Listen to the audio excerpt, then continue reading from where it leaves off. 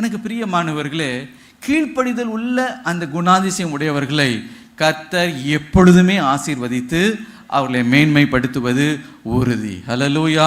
உனக்கு நன்மை உண்டாக வேண்டும் என்றால், நீ மேன்மை அடைய வேண்டும் என்றால், இந்த கீழ்ப்படிதல் என்ற இந்த குணாதிசயம் அது உண்மையிலேயே மிக மிக மிக அவசியம்.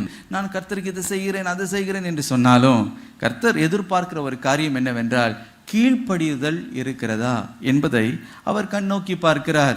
1 சாமுவேல் 15ஆம் அதிகாரம் 22ஆம் வசனத்தில் வாசிக்கிறது போல, பலியை பார்க்கிலும் கீழ்ப்படிதலே உத்தமம். நான் ரொம்ப பலி செலுத்துறேன், நான் ரொம்ப விட்டு கொடுக்கிறேன், நான் அதை பண்றேன் இதை பண்றேன். ஆனால் கர்த்தர் கேட்கிறது, உனக்குள்ள கீழ்ப்படிதல் இருக்கிறதா?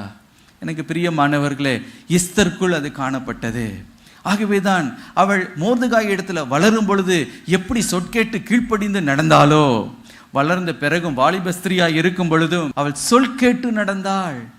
ஆகவே அவளுடைய வாழ்க்கையில பாருங்க, ஒரு பெரிய மேன்மை, பெரிய உயர்வு, நன்மை உண்டாயிற்று. 127 தேசங்களுக்கு ராஜஸ்திரியாய் அவள் முடிசூட்டப்பட வேண்டும் என்றால் ஒரு சாதாரண விஷயம் அல்ல.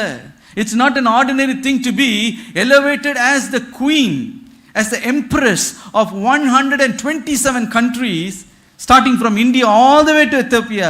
Is not just a light thing. இது சாதாரண ஒரு காரியம் அல்ல. அவ்வளோ பெரிய ஒரு மேன்மை கர்த்தர் கொடுத்தாரே. எனக்கு பிரியமானவர்களே, இன்றைக்கு உன்னை மேன்மைப்படுத்த அவர் வல்லமை உள்ளவர்.